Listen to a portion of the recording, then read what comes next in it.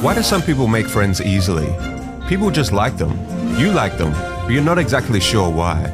Others don't get noticed, don't have many friends, and they find it tough to talk in difficult situations. A book written almost 90 years ago offers all the tools you need to make people like you, win people to your way of thinking, change people without causing resentment, and build lasting friendships.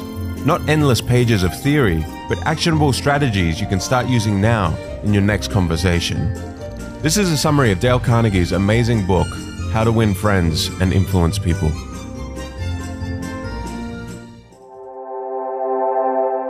Part 1. Fundamental techniques in handling someone.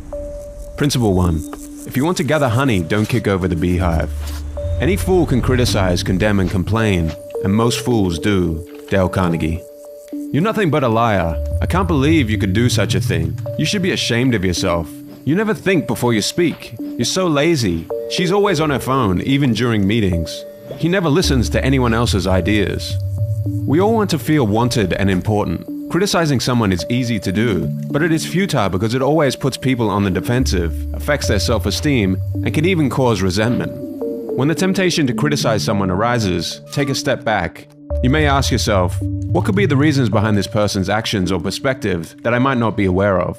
This question encourages you to consider the other person's circumstances, background, and potential challenges they may be facing. Rather than jumping to conclusions, try to consider the context of their behavior or decisions. The danger of criticism is that it can create resentment that simmers for years and surfaces at the worst time. Ultimately, the short-term reward isn't worth the long-term suffering. In a nutshell, criticism will usually only result in you hurting someone's ego and may cause them to dislike you. Principle 2, the big secret. I'm really grateful for all the effort you put into this project. Thank you for always being there when I need you. Your support today really meant a lot to the team. Getting someone to do something requires making them want to do it. People do things to feel appreciated or important, which is a deep human desire. If you can fulfill that need, people will love you. Take time to reflect on the qualities that you genuinely admire in others. Always ask yourself, what can I appreciate about this person? Remember that true appreciation is sincere and comes from the heart, not as just a means to serve your own interests. Flattery, on the other hand, is insincere and should be avoided. Genuine appreciation. Your presentation was very interesting. I learned a lot from it. Flattery. You're the best presenter I have ever seen. Genuine appreciation. Your hard work on the project has not gone unnoticed. Flattery. You're the only one that could have pulled off such an amazing project. Genuine appreciation. I appreciate your consistent punctuality. Flattery. You're the only one that's ever on time around here. Flattery is simply telling someone what they want to hear, while true appreciation comes from a genuine place of gratitude. Flattery often exaggerates or generalizes, potentially coming off as insincere. Principle 3. Arouse in the other person an eager want. The only way on earth to influence other people is to talk about what they want and show them how to get it. Dale Carnegie. Every act every person performs is because of some desire, something they want. Therefore, if you're smart, instead of talking in terms of what you want, always talk in terms of what your listener wants. Take a moment before speaking and ask yourself, how can I make this person want to do it? Gary Vaynerchuk, the well-known businessman and author, spends most of a hiring interview trying to pinpoint exactly what the candidate desires. After he finds their true desire, he builds a vision for the candidate to use that desire to succeed. He explains to them how the company can help them reach their goals. He then gives them the opportunity to join the company and become part of the vision. To achieve your own goals, focus on helping others achieve theirs. Talk about their desires and explain how your suggestions can help them achieve their goals. By unselfishly serving others, you can ultimately get what you want. The world is full of people who are grabbing and self-seeking, so the rare individual who unselfishly tries to serve others has an enormous advantage. Dale Carnegie. Part 2. 6 ways to make people like you. Principle 1. Do this now, feel welcome everywhere.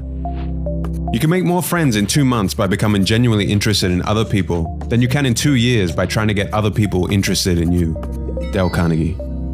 When someone admires us, we become interested in them. Take the time and energy to do thoughtful, selfless things that matter to others, such as genuinely caring about them and their interests. Being genuinely interested in someone can lead to more friendships in a short time than trying to get people interested in you can in a long time. In the end, we won't have many true, sincere friends if all we do is try to impress people and get them interested in us. Greeting people with enthusiasm and remembering people's birthdays are two easy ways to make friends. It's more likely that someone will want to help you if you show genuine interest in them. There is a world of difference in little things like this. Principle 2. Something simple. Your smile is a messenger of your goodwill. Your smile brightens the lives of all who see it. Dale Carnegie. A smile is a friendly and warm way to make a good first impression. Giving a smile makes the other person think to themselves, I like you, you make me happy, I'm glad to see you. A smile is a powerful tool that can communicate goodwill even when it's not seen in person, such as over the phone. It can make a positive impact on everyone that you come into contact with. Even strangers can appreciate your positive attitude. If you're feeling down, try to make yourself smile, as it can improve your mood. Remember that happiness is not determined by external factors, such as what you have or who you're with. Rather, it is determined by how you think and feel internally about those things. Making a good first impression starts with a smile. Principle 3. Without this, you're destined for trouble. A person's name is to that person the sweetest and most important sound in any language. Dale Carnegie. Names contain magic, and we should be aware of that. Our names hold a special place in our hearts, as they are truly ours, setting us apart from everyone else. The ability to remember names is crucial not only in the political arena, but also in business and social engagements. Without a doubt, a person's name is the sweetest sound they can hear. Sadly, when we encounter someone's name for the first time, many of us don't make the effort to commit it to memory or pronounce it correctly. As a result, we find ourselves feeling embarrassed upon the next encounter when we pronounce their name wrong or have to admit that we forgot their name. It is important to develop your own system for memorizing names that is tailored to your way of doing things. It could be as simple as writing down the name the moment you hear it, having the person spell it out for you, creating an outlandish story in your mind that reminds you of their name, or any number of other ways. Finding your own system for name recall is the key. Principle 4. Become a great conversationalist. It is human nature for our ego to crave an interested listener, someone to share our life stories or accomplishments with. By providing an ear, you become a cherished presence. Even the most antagonistic individuals can soften when met with empathetic listening, often diffusing their anger through the act of being heard. If you constantly talk about yourself, interrupt others, and disregard their thoughts, your popularity will likely diminish. The art of conversation demands more than just words. It requires the skill of attentive listening. Cultivate genuine curiosity about others and pose questions that they will enjoy answering. In a nutshell, encourage people to talk about themselves, their experiences, their victories, and don't try to steer the conversation towards yourself. Save your own stories only for when others ask to hear them. They will consider you one of the best conversationalists they've ever met. Principle 5. How to interest people. To be interesting, be interested. Dale Carnegie.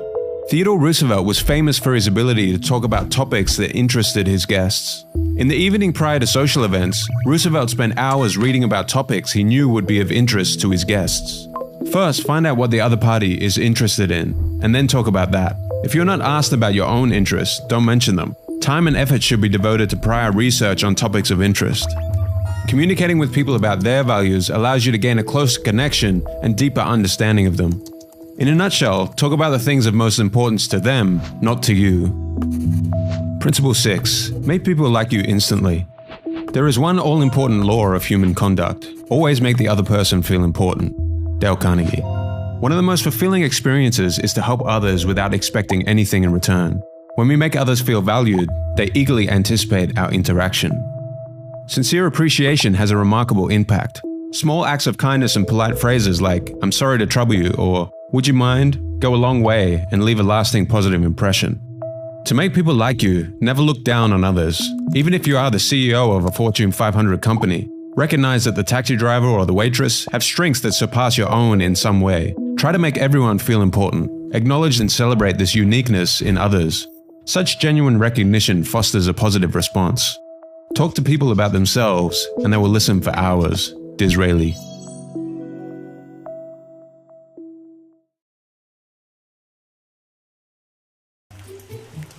Part 3. How to win people to your way of thinking. Principle 1. The only way to get the best of an argument is to avoid it. A man convinced against his will is of the same opinion still. Dale Carnegie. Arguments anchor people in their opinions, causing negative feelings. Winning an argument often means losing the other person's goodwill. When a person is forced against their will, the same opinion remains in their minds. Here are some suggestions to avoid turning a disagreement into an argument. 1. Welcome the disagreement. Use it as an opportunity to learn something new. 2. Resist being defensive. 3. Don't lose your temper. 4. Listen first, then respond. 5. Look for things that you can agree upon.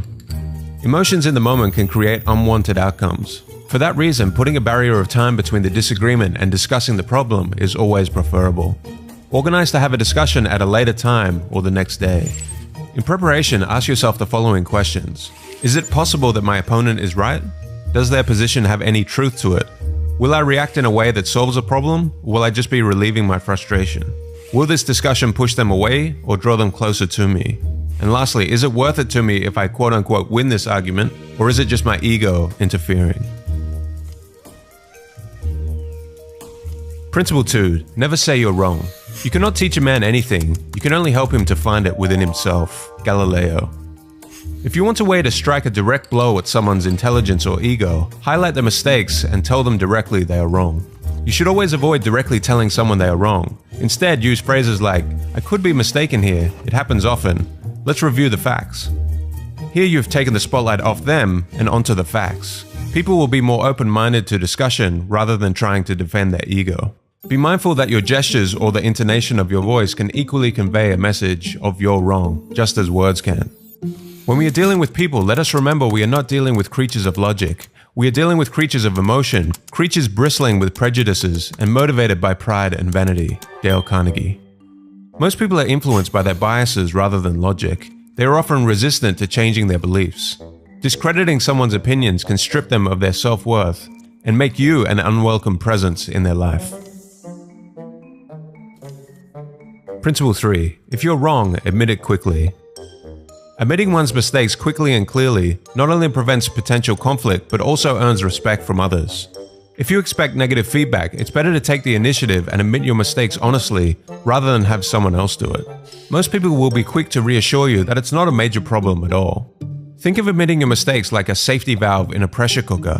When the pressure builds up, releasing the valve can prevent an explosion. Principle 4. Begin in a friendly way. A drop of honey catches more flies than a gallon of gall. Abraham Lincoln. If someone is very angry with you, engaging them in a head-on conflict will only cause them to become more defensive and hostile. If you are the angry one, unloading your feelings will feel good in the short term, but will not fix the problem. During moments of emotional tension, trying to use logical arguments will not work. However, if you opt for a calm and gentle approach, you will soon discover that they become more receptive and open to discussing the issue. You may say something like, we do not see eye to eye, but I'm sure if we take a moment to discuss our differences, we'll probably find that we only disagree on a few small things and we agree on everything else.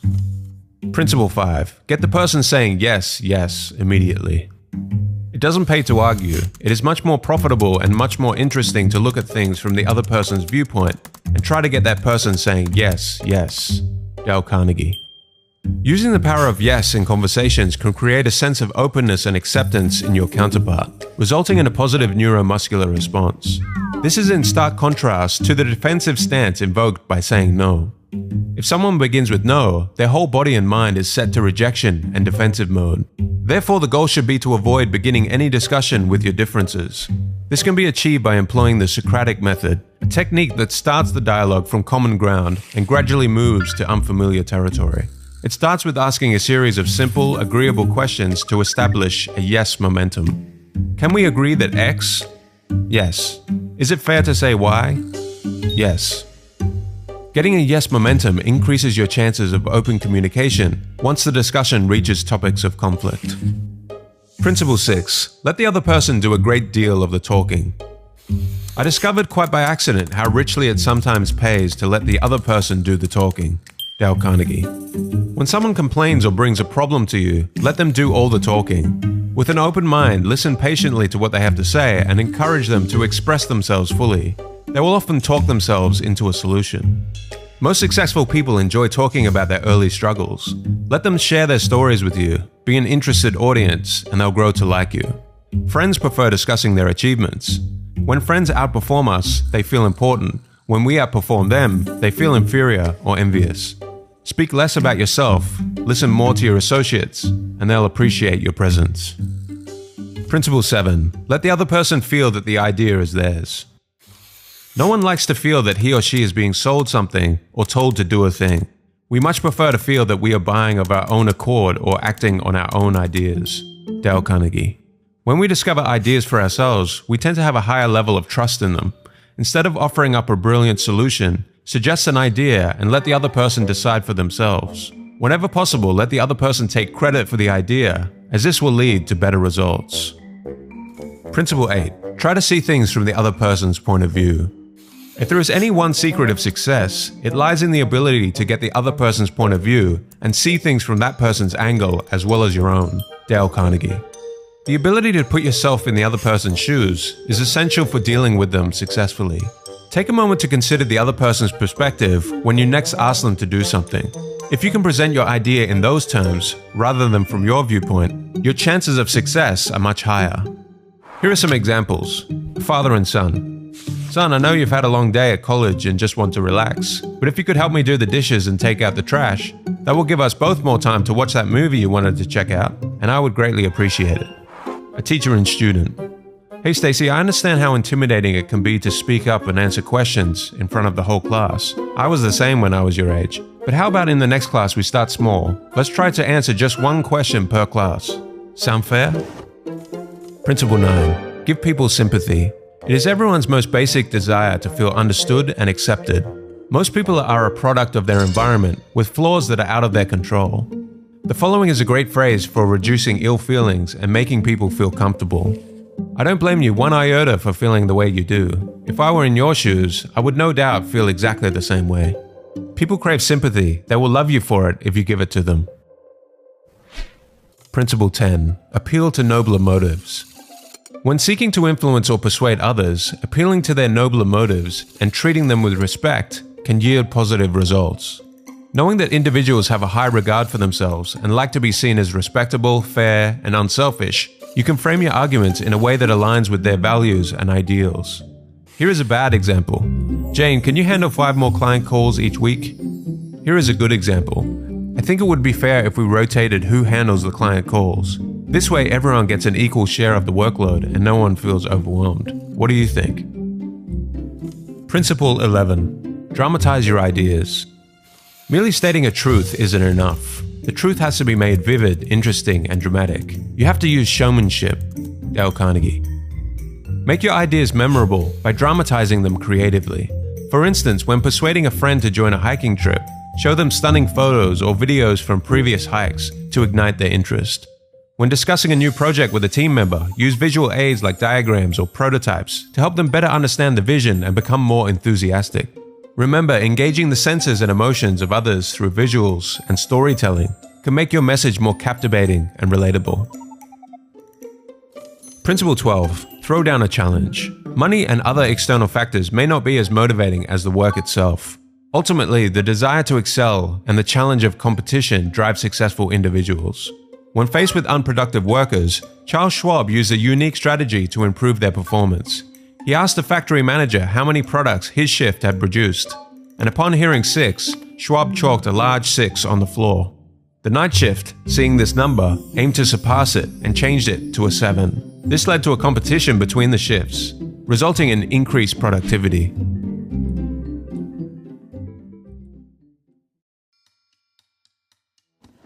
Part 4. 9 principles for leadership and how to change people without causing resentment. 1. Begin with praise. Start with sincere praise and appreciation. This makes people more open to constructive criticism. For example, your report was really well researched. One small improvement here could make it even better. 2. Indirect criticism. Highlight mistakes indirectly. Replace but with and to keep the conversation positive and constructive. Hearing the word but changes people's mindset. We're very proud of you, Brad, but if you worked harder, you could get much better grades. Try instead, we're very proud of you, Brad, and if you continue trying your best, your grades will get up to the level they should be. Small changes in our language can make a big difference. 3. Admit your own mistakes. When giving criticism, share your own mistakes first. This creates a cooperative atmosphere and makes others more open to advice. Believe me, when I was your age, I struggled with meeting deadlines. Here's a strategy that helped me and it might work for you too. 4. Suggest, don't order. Frame your requests as suggestions rather than orders. Instead of do this and do that, try, do you think we could try X? Would it be better to X? I suggest that we try X. Suggestions promote creativity and cooperation. 5. Let others save face. Consider others' feelings and allow them to save face if mistakes arise. Don't make an example of them in front of their peers. Here is an example. I noticed some small errors in the document. Maybe we can review it together after the meeting to make it perfect. 6. Heartfelt praise. If you find improvements, be generous with your praise. This motivates people and helps them thrive. You can use phrases like, "Wow, you've really improved in this area. Keep up the great work." 7. Give a good reputation. Assign a fine reputation to live up to. People often strive to meet the expectations that you set for them. For example, if you want a project completed on time and without mistakes, you may say something like, "I've always admired your attention to detail and timeliness with deadlines. This project could really benefit from those strengths of yours." 8. Encourage and simplify. Use encouragement to make faults seem easy to correct. Show faith in others' abilities to inspire them to improve. I believe you have a natural talent for this. With a bit more practice, you'll master it in no time. 9. Make them glad. Make others happy to do what you suggest. Highlight how changes will benefit them. You may say something like, "I think this approach could really benefit the team, and once it's complete, it will make your workload much easier. What do you think?"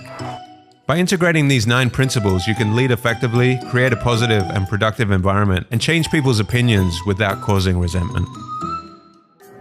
If you enjoyed this summary of how to win friends and influence people, check out some of our other summaries here.